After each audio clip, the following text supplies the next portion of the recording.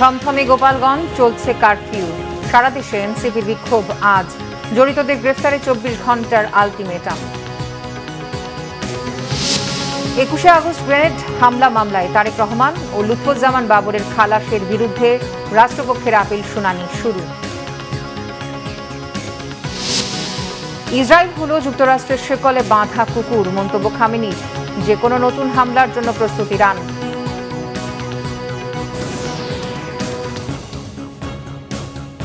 দেখছিলেন ক্রাউন সংবাদ শিরোনাম, এবারে বিস্তারিত। জাতীয় নাগরিক পার্টির সমাবেশকে কেন্দ্র করে পুলিশ ও আওয়ামী লীগ কর্মীদের মধ্যে ব্যাপক সংঘর্ষের ঘটনায় গোপালগঞ্জে কারফিউ চলছে। আজ সন্ধ্যা 6টা পর্যন্ত কারফিউ বহাল থাকবে। যৌথ বাহিনী গতকাল রাত্রে অভিযান চালিয়ে আটক করেছে 14 জনকে। সকাল থেকে রাস্তায় খুব একটা গাড়ি দেখা যায়নি। অফিসগামী মানুষ ছাড়া তেমন কেউ ঘর থেকে বেরো হয়নি। র্যাব, সেনাবাহিনী এবং বিজিবি সদস্যদের টহল জোরদার করা হচ্ছে। অপ্রীতিকর ঘটনা এড়াতে 4 প্লাটুন বিজিবি মোতায়েন করা হচ্ছে। এর আগে গতকাল গোপালগঞ্জে আওয়ামী লীগ ও নিষিদ্ধ ঘোষিত ছাত্রলীগের নেতাকর্মীরা হামলা চালিয়েছে জাতীয় নাগরিক পার্টি এনসিপির নেতাকর্মীদের উপর। এনসিপির সমাবেশ মঞ্চে প্রথমে হামলা চালানো হয়, আর সমাবেশ শেষে ফিরে যাওয়ার সময় সড়ক অবরোধ করে আরেক দফা হামলা চালায় তারা। রণক্ষেত্রে পরিণত হয় গোটা এলাকা। নিহত হয়েছে 4 জন। উত্তেজনার মধ্যে সেনাবাহিনীর সহায়তায় গোপালগঞ্জ ছাড়েন এনসিপির শীর্ষ নেতারা। এদিকে গোপালগঞ্জে হামলাকারীদের গ্রেফতারে 24 ঘন্টার আলটিমেটাম দিয়েছে জাতীয় নাগরিক পার্টি এনসিপি। আজ সারা দেশে বিক্ষোভ কর্মসূচির ঘোষণা দিয়ে সংগঠনটির আহ্বায়ক নাহিদ ইসলাম জানান, যে কোনো বাধা পেরিয়ে জুলাই পদযাত্রা অব্যাহত থাকবে। বুধবার রাতে খুলনা প্রেস ক্লাবে সংবাদ সম্মেলনে নাহিদ ইসলাম অভিযোগ করেন, গোপালগঞ্জে মুজিববাদীরা হত্যার উদ্দেশ্যে জঙ্গি কায়দায় এনসিপি নেতাকর্মীদের উপর হামলা চালিয়েছে। তিনি বলেন, আওয়ামী লীগ একটি জঙ্গি সংগঠনে পরিণত হয়েছে। এই হামলার মাধ্যমে স্পষ্ট হয়েছে আওয়ামী লীগ আর রাজনৈতিক দল নয়। তিনি বলেন, সারা দেশে ফ্যাসিস্টদের আশ্রয় কেন্দ্র হয়ে উঠেছে এই গোপালগঞ্জ। মামলার আসামিরা এখানে আছে, তারা হত্যার উদ্দেশ্যে এই হামলা চালিয়েছে। 21শে আগস্ট গ্রেনেড হামলা মামলায় তারেক রহমান ও লুৎফুজ্জামান বাবর সহ 49 আসামির সকলের খালাসের বিরুদ্ধে রাষ্ট্রপক্ষের আপিল শুনানি শুরু হয়েছে। সকালে প্রধান বিচারপতি সৈয়দ রেফাত আহমেদের নেতৃত্বাধীন আপিল বিভাগের শুনানি শুরু হয়। আজ পলাতক আসামিদের পক্ষে স্টেট ডিফেন্স হিসেবে সিনিয়র আইনজীবী SM শাহজাহানকে নিয়োগ দেন আপিল বিভাগ। এর আগে গত বছরের 1 ডিসেম্বর সাবেক স্বরাষ্ট্র প্রতিমন্ত্রী লুৎফুজ্জামান বাবর সহ 19 জনের মৃত্যুদণ্ড এবং তারেক রহমান সহ 19 জনের যাবজ্জীবন এবং 11 জনের বিভিন্ন মেয়াদের দণ্ড মওকুফ করে রায় দেয় হাইকোর্ট। একই সাথে বিচারিক আদালতের রায়কে অবৈধ ঘোষণা করে হাইকোর্ট। এই রায়ের বিরুদ্ধে রাষ্ট্রপক্ষ লিভ টু আপিল করলে গত 1 জুন তা মঞ্জুর করে আপিল করার অনুমতি দেন প্রধান বিচারপতির নেতৃত্বে 6 বিচারপতির আপিল বেঞ্চ। 2004 সালের 21 আগস্ট রাজধানীতে আওয়ামী লীগের প্রধান কার্যালয়ের সামনে এক সমাবেশে শেখ হাসিনা সহ নেতাকর্মীদের উপর এই হামলা হয়। এতে দলটি নেতাকর্মী সহ 24 জন নিহত হন। ওই হামলার ঘটনায় হত্যা ও বিস্ফোরক দ্রব্য আইনে 2টি মামলা হয়। খাগড়াছড়িতে 8ম শ্রেণীর শিক্ষার্থীকে গণধর্ষণের অভিযোগে 4 জনকে গ্রেফতার করেছে সেনাবাহিনী ও পুলিশ। আটক 4 জন হল খাগড়াছড়ির সদর উপজেলার ভাইবোনছড়ার আরমান হোসেন, মোহাম্মদ সাকিব আলম, ইনায়েত হোসেন, সাদ্দাম হোসেন। এই ঘটনায় অভিযুক্ত ধর্ষক মোহাম্মদ মুনির ইসলাম ও মোহাম্মদ সোহেল ইসলাম পলাতক রয়েছে। ভুক্তভোগী শিক্ষার্থী খাগড়াছড়ির সদর হাসপাতালে চিকিৎসাধীন। ঘটনার পর মানসিকভাবে বিপর্যস্ত হয়ে স্কুল শিক্ষার্থী বিষ পান করে আত্মহত্যার চেষ্টা করলে আশঙ্কাজনক অবস্থায় হাসপাতালে ভর্তি করা হয় তাকে। গত 27 জুন রথযাত্রা মেলায় অংশ নেওয়ার পর সেদিন রাতে তার এক আত্মীয়র বাড়িতে আশ্রয় নেন তিনি। সেখানে গভীর রাতে 6 যুবক ঘরে ঢুকে তার আত্মীয়কে বেঁধে রেখে শিক্ষার্থীকে গণধর্ষণ করে। পরিবারের লোকজন জানায়, সামাজিক লজ্জা ও ভয়ভীতির কারণে মেয়েটি প্রথমে কিছু প্রকাশ করেনি।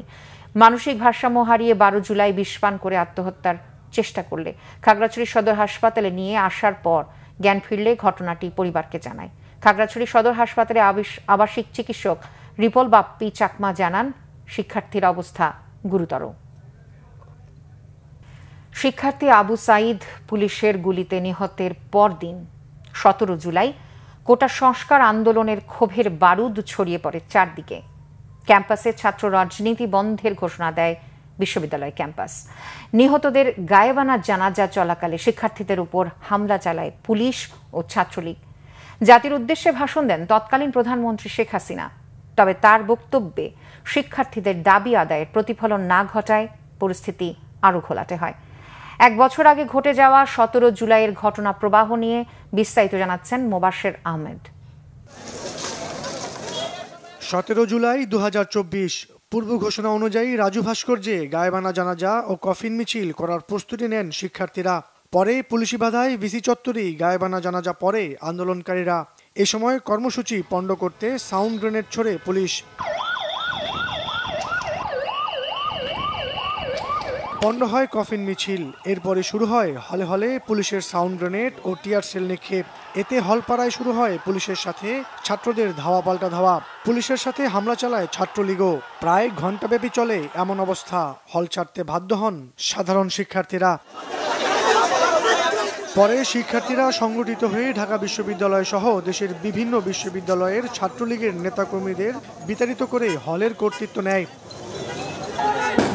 17 জুলাই কাকরাইল মোড় সহ রাজধানীর বিভিন্ন পয়েন্টে জীবন বাজি রেখে আন্দোলন চালিয়ে যান বিক্ষুব্ধ ছাত্র জনতা।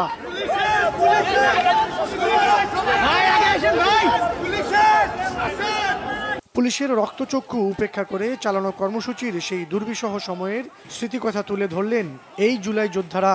পুলিশের মুখোমুখি পুলিশ গুলি বর্ষণ করতেছে, একদিক দিয়ে টিয়ারশেল মারতেছে। সেই টিয়ারশেল এবং গুলিকে উপেক্ষা করে সামনের দিকে যতটুকু যাওয়া যায় আমরা সেই মৃত্যুকে উপেক্ষা করে আমরা সামনের দিকে এগিয়ে গিয়েছিলাম। আইন শৃঙ্খলা বাহিনীর অবস্থানটা ছিল এই জায়গাটায়, আমাদের অবস্থানটা ছিল ঠিক এই জায়গাটায়।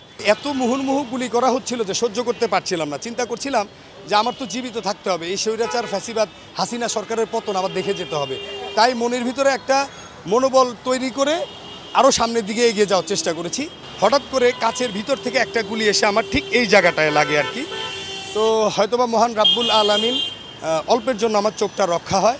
আমি না হলে হয়তোবা আজকে অন্ধ হয়ে যেতাম বা ওই সময়কার বিভীষিকাময় মুহূর্তে গুলি খেয়ে লাশ হয়ে পড়ে থাকতাম।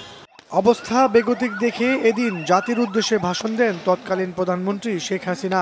তবে তার বক্তব্যে শিক্ষার্থীদের দাবি আদায়ের স্পষ্ট প্রতিফলন না ঘটায় পরিস্থিতি আরও ঘোলাটে হয়। পরদিন সারা দেশে কমপ্লিট শাটডাউন ঘোষণা করে শিক্ষার্থীরা।